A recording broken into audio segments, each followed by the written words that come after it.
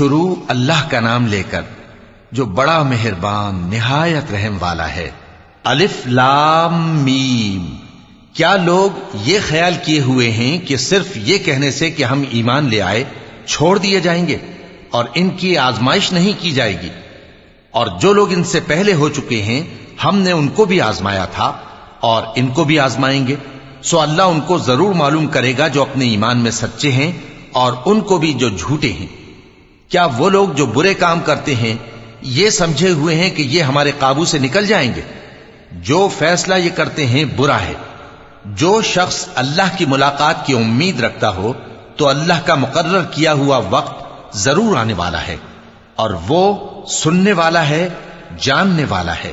اور جو شخص محنت کرتا ہے تو اپنے ہی فائدے کے لیے محنت کرتا ہے، بے شک اللہ تو سارے جہان سے بے نیاز ہے۔ اور جو لوگ ایمان لائے اور نیک عمل کرتے رہے ہم ان کے گناہوں کو ان سے دور کر دیں گے اور ان کو ان کے اعمال کا بہت اچھا بدلہ دیں گے۔ اور ہم نے انسان کو اس کے ماں باپ کے ساتھ نیک سلوک کرنے کا حکم دیا ہے۔ اے مخاطب، اگر تیرے ماں باپ تجھے مجبور کریں کہ تو میرے ساتھ کسی کو شریک بنائے جس کی حقیقت کی تجھے واقفیت نہیں تو ان کا کہا نہ مانیو۔ تم سب کو میری طرف لوٹ کر آنا ہے، پھر جو کچھ تم کرتے تھے میں تم کو جتا دوں گا۔ اور جو لوگ ایمان لائے اور نیک عمل کرتے رہے ان کو ہم نیک لوگوں میں داخل کریں گے۔ اور بعض لوگ ایسے ہیں جو کہتے ہیں کہ ہم اللہ پر ایمان لائے، پھر جب ان کو اللہ کے راستے میں کوئی ایذا پہنچتی ہے تو لوگوں کے ایذا پہنچانے کو یوں سمجھتے ہیں جیسے اللہ کا عذاب۔ اور اگر تمہارے پروردگار کی طرف سے مدد پہنچے تو کہتے ہیں کہ ہم تو تمہارے ساتھ تھے۔ کیا جو اہل عالم کے سینوں میں ہے اللہ اس سے واقف نہیں؟ اور اللہ ان کو ضرور معلوم کرے گا جو سچے مومن ہیں، اور وہ منافقوں کو بھی معلوم کر کے رہے گا۔ اور جو کافر ہیں وہ مومنوں سے کہتے ہیں کہ ہمارے طریقے پر چلو اور ہم تمہارے گناہ اٹھا لیں گے، حالانکہ وہ ان کے گناہوں کا کچھ بھی بوجھ اٹھانے والے نہیں۔ کچھ شک نہیں کہ یہ جھوٹے ہیں، اور یہ اپنے بوجھ بھی اٹھائیں گے اور اپنے بوجھوں کے ساتھ اور لوگوں کے بوجھ بھی۔ اور جو جھوٹ یہ لوگ گھڑتے رہے قیامت کے دن ان کی ان سے ضرور پرسش ہوگی۔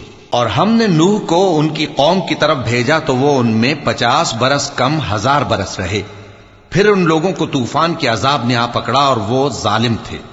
پھر ہم نے نوح کو اور کشتی والوں کو نجات دی اور کشتی کو اہل عالم کے لیے نشانی بنا دیا۔ اور ابراہیم کو یاد کرو جب انہوں نے اپنی قوم سے کہا کہ اللہ کی عبادت کرو اور اس سے ڈرو، اگر تم سمجھ رکھتے ہو تو یہ تمہارے حق میں بہتر ہے۔ تم تو اللہ کو چھوڑ کر بتوں کو پوجتے اور جھوٹی باتیں بناتے ہو۔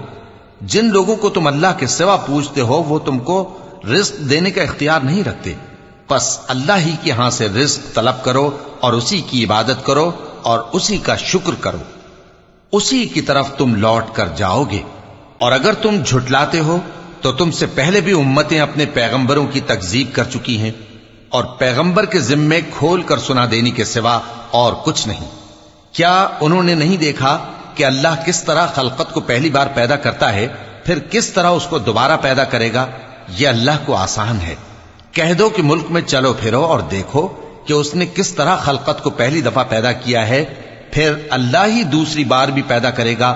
بے شک اللہ ہر چیز پر قادر ہے۔ وہ جسے چاہے عذاب دے اور جس پر چاہے رحم کرے، اور اسی کی طرف تم لوٹائے جاؤ گے۔ اور تم اس کو نہ زمین میں عاجز کر سکتے ہو نہ آسمان میں، اور نہ اللہ کے سوا تمہارا کوئی دوست ہے اور نہ مددگار۔ اور جن لوگوں نے اللہ کی آیتوں سے اور اس کے سامنے حاضر ہونے سے انکار کیا وہ میری رحمت سے نا امید ہو گئے ہیں، اور ان کو درد دینے والا عذاب ہوگا۔ تو ان کی قوم کے لوگ جواب میں بولے تو یہ بولے کہ اسے مار ڈالو یا جلا دو، مگر اللہ نے ان کو آگ میں جلنے سے بچا لیا۔ جو لوگ ایمان رکھتے ہیں ان کے لیے اس میں نشانیاں ہیں۔ اور ابراہیم نے کہا کہ تم جو اللہ کو چھوڑ کر بتوں کو لے بیٹھے ہو تو دنیا کی زندگی میں باہم دوستی کے لیے، مگر پھر قیامت کے دن ایک دوسرے کی دوستی سے انکار کر دو گے اور ایک دوسرے پر لعنت بھیجو گے، اور تمہارا ٹھکانہ دوزخ ہوگا اور کوئی تمہارا مددگار نہ ہوگا۔ پس ان پر ایک لوط ایمان لائے اور ابراہیم کہنے لگے کہ میں اپنے پروردگار کی طرف ہجرت کرنے والا ہوں، بے شک وہ غالب ہے، حکمت والا ہے۔ اور ہم نے ان کو اسحاق اور یعقوب بخشے اور انہی کی اولاد میں پیغمبری اور کتاب رکھ دی، اور ان کو دنیا میں بھی ان کا صلہ عنایت کیا اور وہ آخرت میں بھی نیک لوگوں میں ہوں گے۔ اور لوط کو یاد کرو جب انہوں نے اپنی قوم سے کہا کہ تم عجب بے حیائی کے مرتکب ہوتے ہو، تم سے پہلے اہل عالم میں سے کسی نے ایسا کام نہیں کیا۔ کیا تم مردوں کی طرف مائل ہوتے اور راہزنی کرتے ہو اور اپنی مجلسوں میں ناپسندیدہ کام کرتے ہو؟ تو ان کی قوم کے لوگ جواب میں بولے تو یہ بولے کہ اگر تم سچے ہو تو ہم پر عذاب لے آؤ۔ لوط نے کہا کہ اے میرے پروردگار، ان مفسد لوگوں کے مقابلے میں مجھے نصرت عنایت فرما۔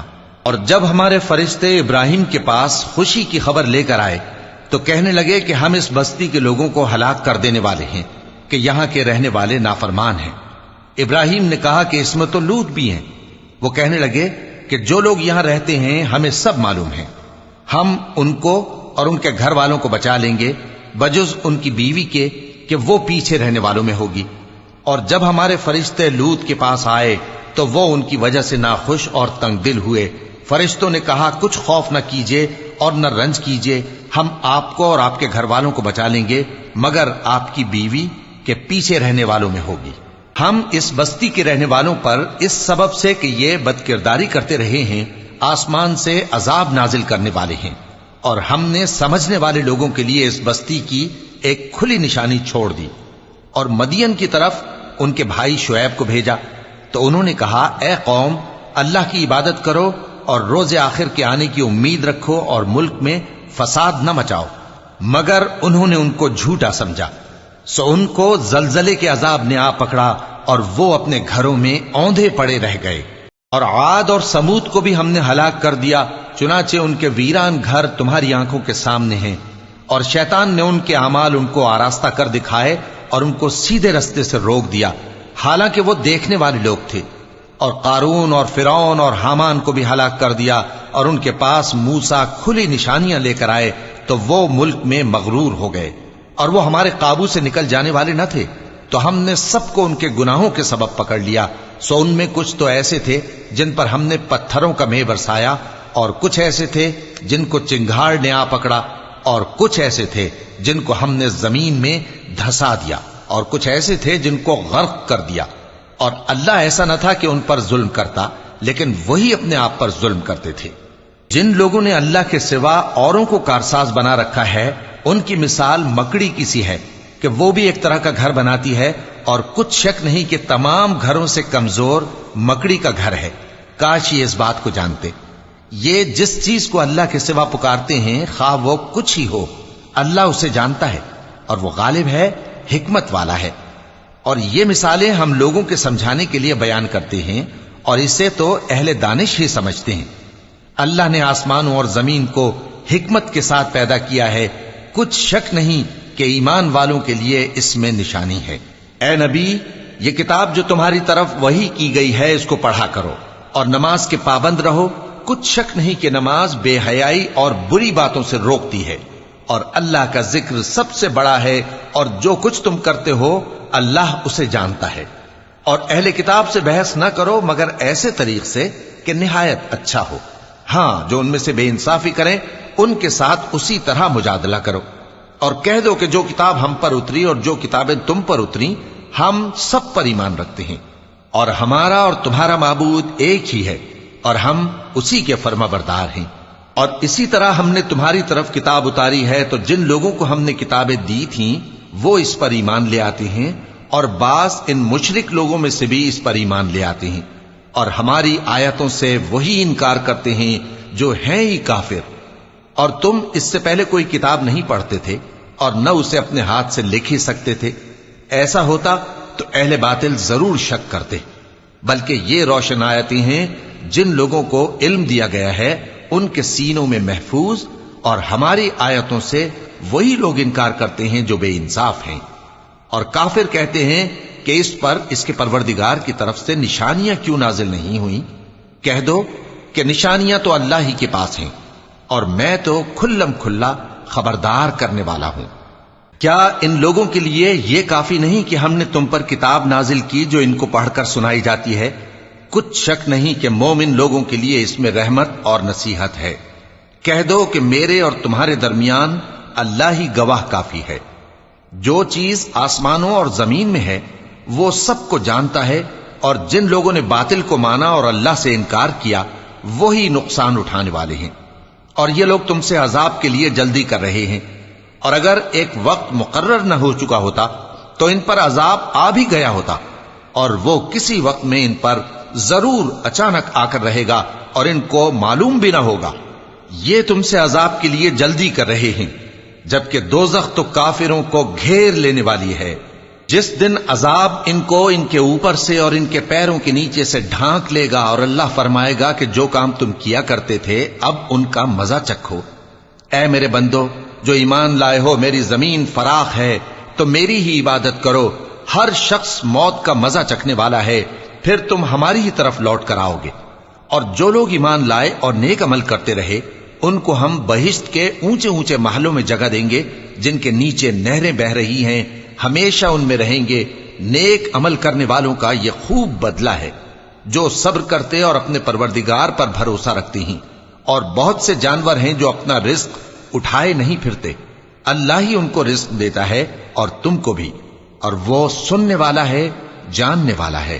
اور اگر ان سے پوچھو کہ آسمانوں اور زمین کو کس نے پیدا کیا اور سورج اور چاند کو کس نے تمہارے زیر فرمان کیا تو کہہ دیں گے اللہ نے۔ تو پھر یہ کہاں الٹے جا رہے ہیں؟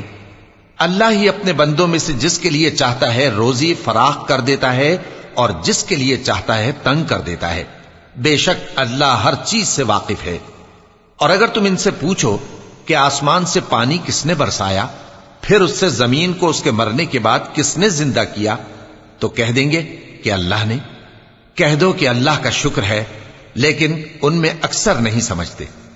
اور یہ دنیا کی زندگی تو صرف کھیل اور تماشا ہے، اور ہمیشہ کی زندگی کا مقام تو آخرت کا گھر ہے۔ کاش یہ لوگ سمجھتے۔